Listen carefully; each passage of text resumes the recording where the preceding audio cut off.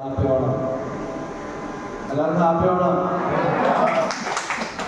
വയനാട് ദുരന്തത്തിന്റെ വലിയ ആഘാതത്തിലൂടെ കേരളക്കര തന്നെയല്ല ലോകമെമ്പാടുമുള്ള മലയാളി സഹോദരങ്ങൾ ഒരു തേങ്ങലോടെ കടന്നു പോകുമ്പോൾ ഇന്നലെ രാത്രി കിടക്കാനായിട്ട് വരുമ്പോൾ ഒരു യൂട്യൂബ് വീഡിയോ എടുത്തുകൊണ്ട് എൻ്റെ ഭാര്യ വന്നിട്ട് പറഞ്ഞു, ശ്രുതി എന്നോ മറ്റാണ് ആ കൊച്ചിൻ്റെ പേര്, അല്ല ശ്രുതി അല്ലേ, കല്യാണം ഉറപ്പിച്ച് വെച്ചിരുന്നതാണ്, സ്ത്രീധനം കൊടുക്കാനുള്ള പൈസയും സ്ത്രീധനമൊന്നും പാടില്ല എന്ന് പറഞ്ഞാൽ സ്ത്രീ തന്നെയാണ് ധനം സ്വരൂപിച്ചു വെച്ച പണവും സ്വർണവും എല്ലാം ബന്ധുമിത്രാദികളോടുകൂടെ ഉരുള് പൊട്ടല് കവർന്നുകൊണ്ടുപോകും. അത് വേദനാജനകമാണ്. സ്വരൂപിച്ചതെല്ലാം നഷ്ടപ്പെട്ടു, വീട്ടിലുള്ളവരെയും നഷ്ടപ്പെട്ടു. ജീവനോടെ ഇരിക്കുന്ന ഈ പെൺകുട്ടിയെ തന്നെ വിവാഹം കഴിക്കുമെന്ന് വിവാഹം ഉറപ്പിച്ച പയ്യൻ പറഞ്ഞപ്പോൾ മലയാളക്കാരെ ആകെ സന്തോഷിച്ചു. പക്ഷേ കഴിഞ്ഞ ദിവസം ഉണ്ടായ വാഹനാപകടത്തിൽ ഗുരുതരമായി പരിക്കേറ്റ് കല്യാണം കഴിക്കാമെന്ന് പറഞ്ഞ ആള് മരിച്ചു. ഞാൻ വേണ്ടി കിടക്കണയും നിർത്തതെന്ന് കൊണ്ടുവരല്ലേ, നോക്കല്ലേ എന്ന് പറഞ്ഞ് ഞാൻ ഇതാക്കി വിട്ടെങ്കിലും ഞാൻ പറഞ്ഞ് എന്നാ ഒന്ന് കാണട്ടെ എന്ന് പറഞ്ഞ് ഞാൻ ആ വീഡിയോ മേടിച്ച് അത് മുഴുവൻ കേൾക്കായിരുന്നു. അപ്പൊ ഞാൻ പറഞ്ഞത് ഗുരുതരാവസ്ഥയിൽ കിടക്കുന്നു എന്ന് പറഞ്ഞ അവള് പറഞ്ഞ അയാൾ മരിച്ചു. അപ്പോൾ ഓണാഘോഷങ്ങൾക്ക് ഇടയിലും ഓണാഘോഷമില്ല എന്ന് സർക്കാർ പ്രഖ്യാപിച്ചെങ്കിലും ഈ ദുഃഖങ്ങൾ നമ്മുടെ മനസ്സിൽ ഒതുക്കിക്കൊണ്ട് തന്നെ അവർക്ക് വേണ്ടി എല്ലാം നമ്മൾ പ്രാർത്ഥിക്കാം. അങ്ങനെ ചെയ്യാൻ പറ്റിയ കാര്യം നഷ്ടങ്ങൾ തന്നെയാണ്. ജീവൻ വെടിഞ്ഞവർക്ക് വേണ്ടി പ്രാർത്ഥിക്കാം. അതോടൊപ്പം തന്നെ ഓണത്തിൻ്റെ നന്മകൾ നമ്മുടെ മനസ്സിൽ ഓരോ വർഷവും കടന്നു വരുമ്പോൾ അത് മങ്ങി മറഞ്ഞു പോകേണ്ട ഒരു കാര്യമല്ല. ഹിന്ദി പാഠപുസ്തകത്തിൽ സ്കൂളിൽ പഠിച്ച കാര്യം അവർക്കാണ്. അത്തം സെ ജസ്റ്റ് ഓണം ഹെ, നയാ കപ്പട ബനता है, मीठा भोजन खाता है, फूलों सजाता है. ഓണത്തിനെ കുറിച്ച് പരീക്ഷയ്ക്ക് പള്ളിപ്പള്ളി മായാതെ ഒരു ഉപന്യാസം എഴുതണം. അപ്പൊ അന്ന് പഠിച്ചു വെച്ച കാര്യങ്ങളെല്ലാം ഓർക്കുകയാണ്. പുതിയ വസ്ത്രങ്ങൾ ധരിക്കും. എത്ര ഇല്ലെങ്കിലും ഞാൻ ഇന്നലെ വൈകുന്നേരം എൻ്റെ ഭാര്യനോട് പറഞ്ഞു, നമ്മുടെ ഇവിടെയുള്ള CS ഫാഷനിൽ എന്തോരം ഉടുപ്പാണ് ഇതൊക്കെ വിറ്റ് പോകുന്ന ആള് പറഞ്ഞ് പോകും. ഓണത്തിന് ആൾക്കാർ പുതിയ ഇതിന്റെ സാരിയുടെ വരുന്ന കേരള സാരി പഴയതുണ്ട്.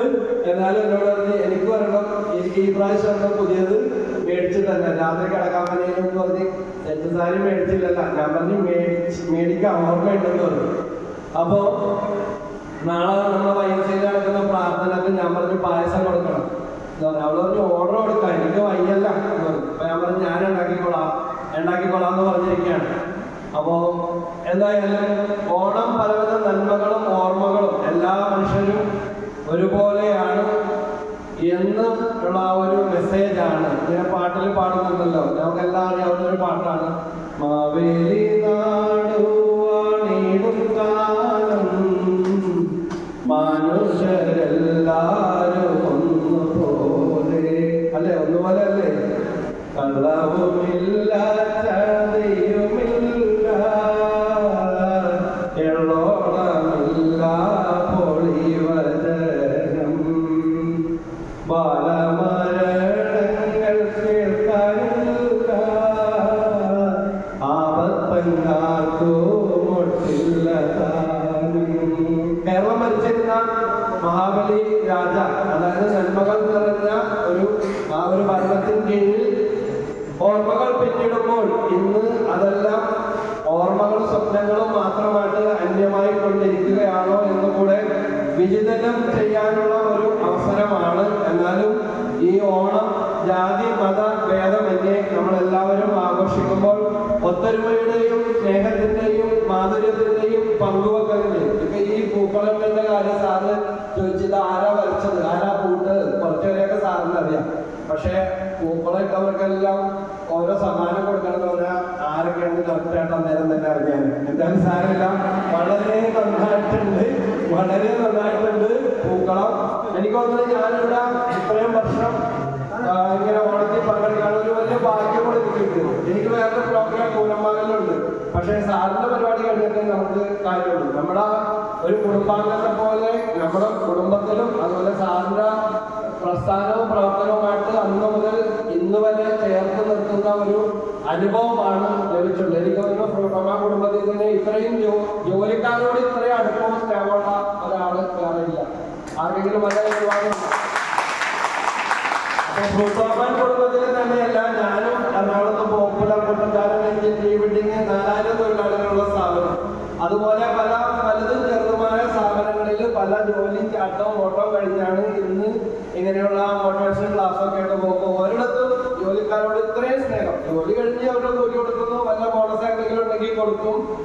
അപ്പോ അങ്ങനെയുള്ള, പക്ഷെ അങ്ങനെയല്ല, ഒരു ഗൃഹാതിരത്വം, ഒരു കുടുംബാന്തരീക്ഷമാണ് തന്റെ ജോലിക്കാരോട് ഇടപെടുന്നതിലും അവരുടെ ക്ഷേമകാര്യങ്ങൾ അന്വേഷിക്കുന്നതിലും. ഈ ഞാൻ സാറിനോട് വിളിക്കുന്നു, സാറെ തെരുവ് കിടക്കുന്നവർക്ക് ഭക്ഷണം കൊടുക്കേണ്ടത് നമ്മൾ അങ്ങനെ ഒരു ശുശ്രൂഷ.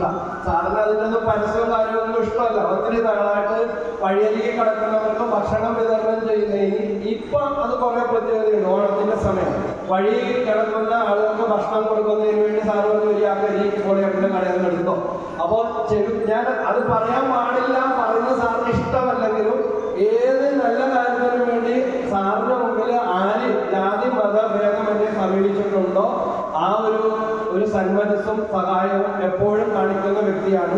ഇതൊക്കെ തന്നെയാണ് ഓണം നമ്മുടെ ഉള്ളിൽ വർഷത്തിൽ ഒന്ന് കടന്നു പോകാനുള്ളതല്ല. ഓണം അത് നമ്മുടെ ഉള്ളിൽ ചില നന്മകളും സ്നേഹവും മുദ്രയൊക്കെ പകർത്തിക്കൊണ്ട്, അതുപോലെ ചേച്ചി ആയാലും മകൾ ടോണി ആയാലും എല്ലാവരും വളരെ സന്തോഷത്തോടെ നമ്മളിൽ ഒരാളെ പോലെ എന്താ ചേച്ചിനെ ഏറ്റവും പുറകിലോട്ട് പോകാൻ വിളിച്ച് മുന്നിൽ നിർത്തി.